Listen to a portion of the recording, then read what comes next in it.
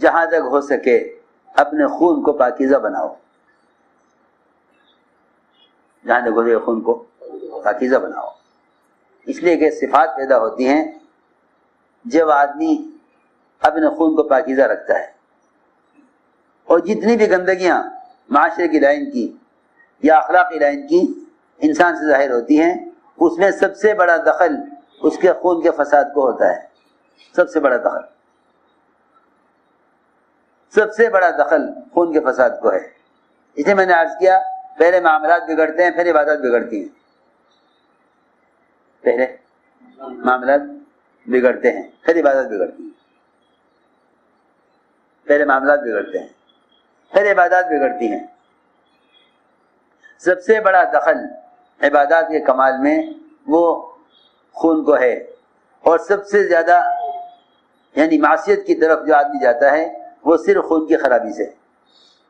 جس طرح جسمانی بیماریاں خون کی خرابی سے ہوتی ہیں، اس طرح عبادات کی لائن کی خرابیاں وہ خون کی خرابی سے ہوتی ہیں.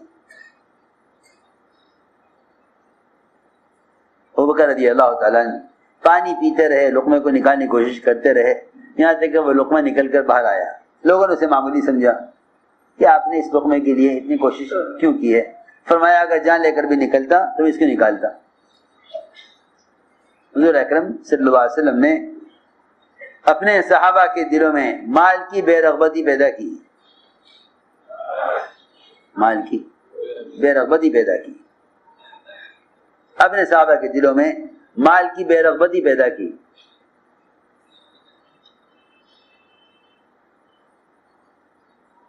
اس لیے آپ کے صحابہ مالیات کے معاملے میں بڑے امین تھے. مالیات کے بارے میں بہت امین تھے. دیکھو امانت یہ سب سے بڑی ذمہ داری ہے. امانت سب سے بڑی ذمہ داری ہے. امانت سب سے بڑی ذمہ داری ہے. اللہ تعالی امانت میں امتحان لیتے ہیں. جو امانت میں امتحان میں کامیاب ہو جاتے ہیں اللہ انہیں اگلا کام دیتے ہیں. اللہ ان کو اگلا کام ان سے لیتے ہیں. صحابہ امانت داری میں اس لیے کہ دنیا کی بے رغبتی کی وجہ سے خیانت کا تصور نہیں تھا. خیانت تو وہ کرتا ہے جس سے مال کی محبت ہوتی ہے. جس میں مال کی محبت، وہ خیانت کرے گا. جب حضور اکرم صلی اللہ علیہ وسلم نے باہر کے ملکوں میں جماعتوں کے بھیجنے کا ارادہ فرمایا تو آپ 3 دن تک صحابہ کو ان کے ملک و مال کی نفرت، ان کے دلوں میں ان کے ملک و مال کی نفرت بٹھاتے رہے. 3 دن تک تو آپ نے یہی بیان فرمایا کہ جہاں تم جا رہے ہو وہاں کے ملک و مال کی طرف نظر مت اٹھانا. اس لیے کہ داعی کا تو اشراف ہی کافی ہے. داعی کا تو اشراف ہی کافی ہے. سوال کی تو نوبت داعی کو نہیں آتی. اشراف ہی بہت کافی ہے. یہ کہیں کہ اشراف بھی پیدا نہ ہو. اشراف بھی پیدا نہ ہو کیونکہ اشراف اصل ذریعہ ہے سوال تک پہنچانے کا. اشراف اصل ذریعہ ہے سوال تک پہنچانے کا. صحابہ کرام ان ذمہ داریوں کو کتنی امانت داری کے ساتھ پورا کرتے تھے. حضرت عمر رضی اللہ تعالیٰ عنہ مدینہ منورہ میں اپنے پاس بلا کر رکھتے تھے لوگوں کو، انہیں ملکوں کے تقاضوں پر استعمال کرنے کے لیے. ہم چاہتے ہیں اپنے صوبوں میں رہتے ہوئے کام کر لیں. حضرت عمر کا معمول یہ تھا کہ علماء ہوں یا غیر علماء، ان کو جب تک ایک مدت مدینے میں نہ رکھنے اپنے پاس، ان کو ملکوں میں بھیجتے نہیں. ملکوں میں بھیجتے نہیں. 1 سال یہاں رہو کم سے کم. ایک صاحب تھے جو بڑے احادیث کے حافظ تھے، انہوں نے چاہا باہر کے ملک میں جائیں تاکہ وہاں حدیث کی خدمت کریں، لوگوں کو حدیث سنائیں. حضرت فرمایا نہیں، پہلے تم میرے پاس یہاں رہو. 1 سال تک رو کے رکھا مدینے میں, 1 سال تک رو کے رکھا مدینے میں, 1 سال تک رو کے رکھا مدینے میں. 1 سال کے بعد فرمایا کہ ہاں اب تم جاؤ. میں نے تمہیں مدینے میں رکھا تھا اس لیے تاکہ میں اندازہ کر لوں کہ تمہارا مزاج, تمہاری طبیعت کیا ہے, اور تم یہاں رہ کر یہ بھی اندازہ کر لو کہ کیوں کون سی حدیثیں ہمیں جا کر وہاں بیان کرنی ہیں. تمہارا ان کا یہ معمول تھا. اگر کسی کو گورنر بنا کر بھی بھیجنا چاہتے تھے کسی ملک میں, تو اس کو بھی اپنے پاس رکھ کر, اپنے ساتھ رکھ کر دیکھا کرتے تھے, اور کسی بھی معمولی بات کی وجہ سے سوچ لیا کرتے تھے کہ یہ آدمی اس کام کے قابل نہیں ہے. عجیب قصہ ہے. ایک صاحب کو حضرت عمر نے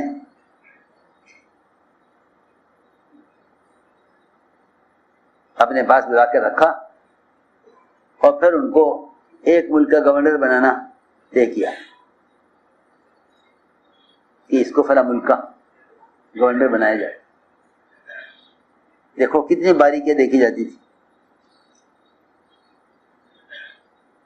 کتنی باریکیاں دیکھی جاتی تھی.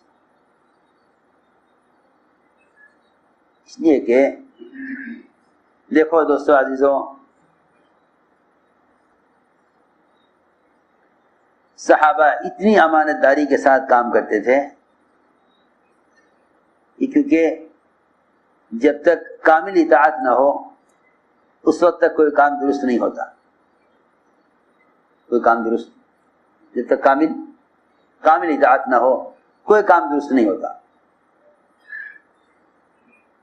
صحابہ کرام کا معمول یہ تھا کہ جتنا کام کرنے کے لیے بھیجا جاتا تھا اتنا کام کر کے آ جاتے تھے. جتنا کام کرنے کے لیے بھیجا جائے اتنا کام کر کے آ جاتے. سب سے زیادہ یعنی اطاعت کرنے والے وہ لوگ ہوتے ہیں کہ جنہیں بہت سے مواقع خیر کے نظر آویں لیکن وہ اپنے آپ کو حکم کا پابند سمجھیں اور بڑے بڑے مواقع چھوڑ دیں صرف اس لیے کہ ہمیں یہ کرنے کے لیے نہیں کہا گیا. حضرت حذیفہ رضی اللہ تعالیٰ عنہ کو بھیجا آپ نے میدان کا حال معلوم کرنے کے لیے, جاؤ اور میدان کا حال دیکھ کر آؤ. اور یہ فرمایا کوئی نیا کام خود سے مت کرنا, تو واپس نہ آ جاؤ, جب تک واپس نہ آ جاؤ. وہاں گئے تو دیکھا سارے مشرکین پڑے سو رہے اور اکیلے ابو سفیان وہ سارے مشرکین کے سپہ سالار وہ ہاتھ کانپ رہے, آگ پر ہاتھ کانپ رہے تھے, سردی زیادہ تھی. حضرت حذیفہ کو خیال آیا موقع اچھا ہے, موقع اچھا ہے, اسا قدر کر لوں. تیر نکال لیا, نشانہ لگا لیا, سب کچھ کر لیا اور ان کے لیے کوئی رکاوٹ نہیں تھی. فرماتے ہیں جو ہی میں نے ارادہ کیا اسے قدر کرنے کا, ایک دم خیال آیا کہ نہیں, مجھ سے کہا گیا تھا کوئی نیا کام مت کرنا, کوئی نیا کام مت کرنا. فرماتے ہیں کہ میں نے آپ کی ہدایت کی وجہ سے اس موقع کو میں نے چھوڑ دیا, ابو سفیان کو قتل نہیں کیا. حالانکہ یہ ایسا کام تھا کہ کہنے والے یہی کہتے کہ تم نے اچھا کیا, لیکن جب مجھ سے کام کرنے کے لیے کہا نہیں گیا تو یہ کام میں کیوں کروں. اتنی پابندی ہدایات کی, کہیں ہدایات کی ایسی پابندی کرو جیسا قلب معلم ہوتا ہے نا, کیا ہوتا ہے قلب معلم کہتے ہیں سدھایا ہوا شکاری کتا, سدھایا ہوا شکاری کتا. سدھایا ہوا شکاری کتا، ان کتوں کے ذریعے شکار کیا جاتا ہے، لیکن شرط یہ ہے کہ اس کتے کا شکار جب حلال ہوگا مالک کے لیے، اس کتے کا شکار مالک کے لیے جب حلال ہو سکتا ہے جب اس کتے کے اندر دو صفتیں ہوں۔ ایک صفت تو یہ ہے کہ وہ شکار کر کے لا کے مالک کو دے، خود اس میں سے نہ کھائے۔ اگر خود کھاتا ہے اس میں سے تو پھر اس کا شکار حلال نہیں ہے۔ دوسری شرط یہ ہے کہ جب یہ کتا شکار کی طرف چھوڑا جائے اور یہ اپنی قوت سے شکار کی طرف بڑھ رہا ہو، اس درمیان مالک کتے کو روکے تو کتا فوراً رک جائے، شکار پر حملہ نہ کرے۔ بہت توجہ طلب بات ہے، یہ بہت غور سے سننے کی بات ہے۔ جیسے ہی مالک اس کو روکے فوراً اس کے کہنے سے رک جائے۔ اگر وہ مالک کے کہنے پر رکتا نہیں ہے اور شکار کی طرف حملہ کرتے ہوئے آگے بڑھ جاتا ہے تو پھر یہ اس کتے کا شکار حلال نہیں ہے۔ اتنی اطاعت کرنے والا ہو مالک کی کہ شکار کی طرف جب چھوڑ دیا جاوے اس کو تو مالک کے کہنے پر درمیان میں رک جاوے۔ آئی بات نہیں آئی؟ ہاں، تو کہا جائے گا کہ ہاں اس کتے کا شکار حلال ہے، کیونکہ یہ کتا مالک کی دو طرح اطاعت کرنے والا ہے، ایک تو روکنے پر رک جانے والا ہے اور دوسرے خود اس میں سے کھانے والا نہیں ہے۔ یہ میں نے مثال دی ہے، یہ مثال دی ہے اطاعت۔ ہم نے یہ چاہا ہم نے یوں کر لیا، ہم نے یہ چاہا ہم نے یوں کر لیا، اس سے آپس کی اجتماعیت ختم ہو جاتی ہے، اجتماعیت ختم ہو جاتی ہے، اس لیے کہ پھر ہر ایک کا رخ اپنی جہاد کے اعتبار سے ہوتا ہے۔ تو ایک بات یہ ہے بنیادی کہ اطاعت میں کیسے قلب معلم کی طرح، قلب معلم کی طرح سدھایا ہوا کتا کہ جہاں روک دیں گے وہاں رک جائیں گے، چاہے آگے کتنا اچھا موقع ہو، آگے چاہے کتنا اچھا موقع ہو۔ بعض صحابہ کا تو اس طرح امتحان لیا گیا، عین فتح کے وقت جب سارا میدان ان کے ہاتھوں فتح ہو رہا تھا، انہیں عین وقت معزول کر دیا گیا، عین وقت معزول کر دیا گیا۔ انہوں نے معزولی پر یہ نہیں کہا کہ محنت تو ہم نے کی اور عین وقت پر ہمیں کام سے ہٹا دیا گیا۔ یہ ہاں عجیب بات، بلکہ کہنے لگا الحمدللہ اب تک تو پابند ہو کر کام کرتے تھے، اب تک امیر بن کر کام کرتے تھے، اب تو اللہ نے موقع دیا ہے کھل کر کام کرنے کا، اب مامور بن کر کام کریں گے۔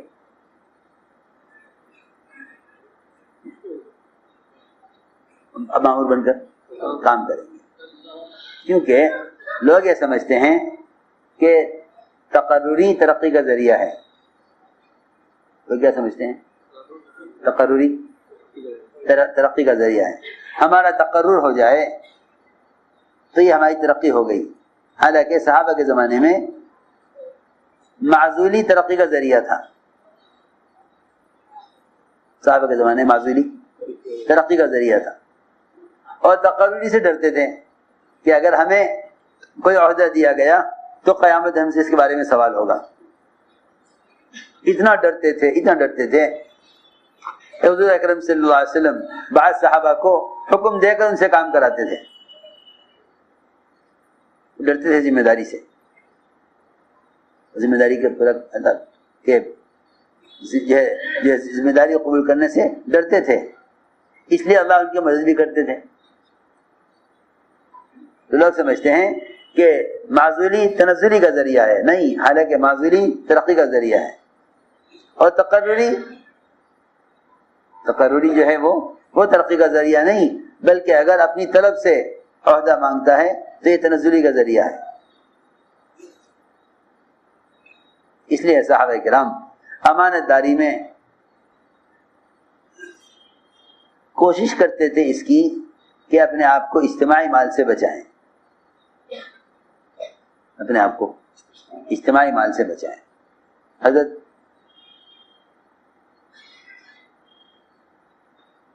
سلمان رضی اللہ تعالیٰ عنہ، حضرت عمر رضی اللہ تعالیٰ عنہ 5000 وظیفہ دیتے تھے ان کو، 5000 وظیفہ، 5000 وظیفہ۔ گورنر تھے سلمان فارسی، 5000 وظیفہ ملتا تھا۔ اس 5000 وظیفے کو وہ بیواؤں پر، یتیموں پر، مسکینوں پر خرچ کر دیا کرتے تھے۔ اور اپنی گورنری کے ساتھ اپنے گھر کا خرچ چلانے کے لیے کھجور کی پتیاں جمع کر کے اس کا ٹوکرا بناتے، پھر وہ ٹوکرے بیچتے، پھر ان سے جو آمدنی ہوتی اس میں سے اپنے گھر کا خرچ بھی چلاتے اور اسی میں سے صدقہ کرتے تھے، اس میں سے صدقہ کرتے تھے۔ جا کے سننا بات، اس میں صدقہ کرتے تھے۔ یعنی 5000 جو ان کو تنخواہ مل رہی ہے اس کو کہتے یہ میرا حق نہیں ہے، اگر میں اس میں سے اپنی ذات کا خرچ کروں تو یہ میری خدمت کا، گورنری کی خدمت میں آخرت کا بدلہ ہو جائے گا، آخرت میں کچھ نہیں ملے گا، آخرت میں کچھ نہیں ملے گا۔ عجیب بات، آخرت کا کیا ہوگا اگر میں نے اس 5000 میں سے اپنی ذات کا خرچ کر لیا، کم یا زیادہ، تو یہ خدمت کا بدلہ مجھے دنیا میں مل جائے گا، آخرت کا اجر ضائع ہو جائے گا۔ لہذا یہ جو وظیفہ ہے اس کو تو مزاج کا خرچ کرنا نہیں، اپنی ضرورت کے لیے ٹوکرے بنا کر بیچیں، اس کی آمدنی سے صدقہ بھی کریں، گھر کا خرچ بھی چلائیں۔